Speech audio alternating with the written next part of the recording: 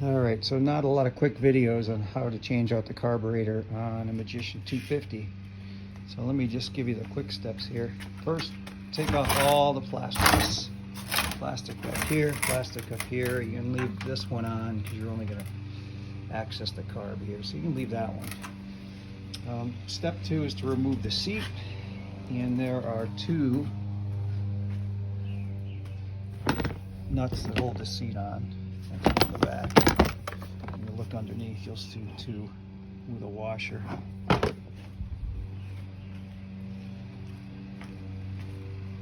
So that'll leave you with the tank exposed, and the only way to get this carburetor out is, I guess, to remove this gas tank. So we got 2 bolts here, and it looks like just 1 Phillips head screw there.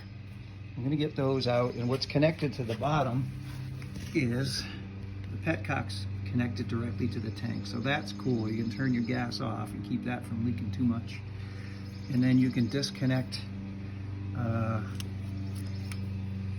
the feed from the petcock that goes down to the carb here. You just pull that clip off and then pull that hose off. There'll be a little bit of gas in here, and that's going to leak out, but shouldn't be too horrible. Got some rags here to catch that.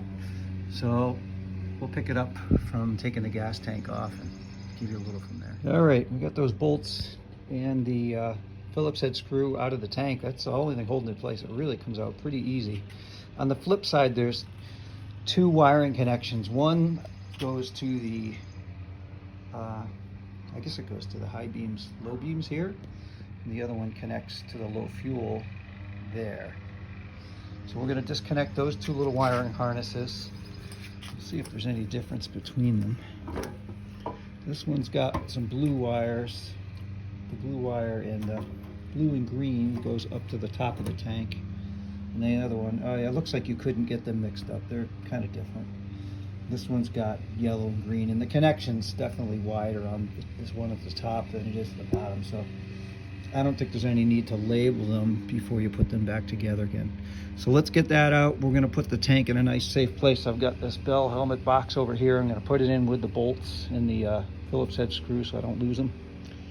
And didn't even drain the gas out. It's still in there, but the petcock is off, so got no leaks. Now, we got some connections here to the carb. You can see the carb from the top looking down with the gas tank removed. There are some little nuts here that hold the carb to the intake there. And then we've got a clamp here that holds it to the air box. So this is the air box under the seat. It's kind of cool that the air kind of comes in through here and then gets into the box and then gets into the carb through there. And then the throttle connection comes down from the top and screws on here, kind of like a jar, I guess. So got to get this, this, and this, and then hopefully we can wiggle this carb out without taking out the air box. A couple of other videos seemed like that was one of the toughest parts to do. We'll see what we can pull off. So that wasn't so bad. Got the this little tube that goes back to the air box disconnected. Got to get these 2 nuts off of here, and then this top thing, and I think we can get this out of here. All right, so we got the 10mm bolts off the sides. Kind of had to wiggle the carb around a little bit, and then I disconnected the throttle body here. There's this little needle thing here. This just unscrews kind of like a jar top. Left me with this, and there was still quite a bit of gas in the carb, and I didn't get a rag down in time. It kind of dripped on the floor, but kind of just stink for a day. But that's what looks like completely loose. Now we got to get this thing out. I don't think I can pull it up. I think I'm gonna have to come at it from the side down here. Well, maybe not even. I think it's got to come up. We just got to pull some wires to the side and wiggle it out of there. I'm hoping not to have to remove this hose to the airbox. Well, there it is. It was able to pull it out from the top. Had to push back on some of the wiring and the air, whatever you call that, air tube going back to the airbox. This is looking from the top. This bottom part is an overflow hose.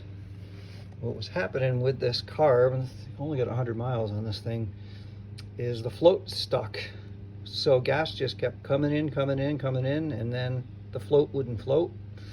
Gas is pouring out of here. Gas is pouring out of this thing, this needle thing here. And, you know, normally on a normal carb, I guess you'd be able to pull this bottom off. Maybe check on the floats and see what was going, because this is where your floats are sitting. But on these, they have these tamper-proof bolts that everybody hates. They put them on, then they snap them off, and I don't know, I guess you can drill it out, and it seems like a lot of work. So I bought a PE28FL Nibbi, and I'm still waiting for that to come in, but that's going to replace this. Would love to get this thing apart and see what's going on with those floats, but I don't know that much about carburetors, but there's no way to get in there and see what the hell's going on. We banged around on it with a screwdriver and blew some air up, some compressed air in there, hoping to free the float, but it didn't work. So I was going to go this far and pull it out and, I don't know, drill these out and check on the floats. I figured I might as well just get a new carburetor and put it in while I was in there. A lot of people have had some pretty bad things to say about these carbs.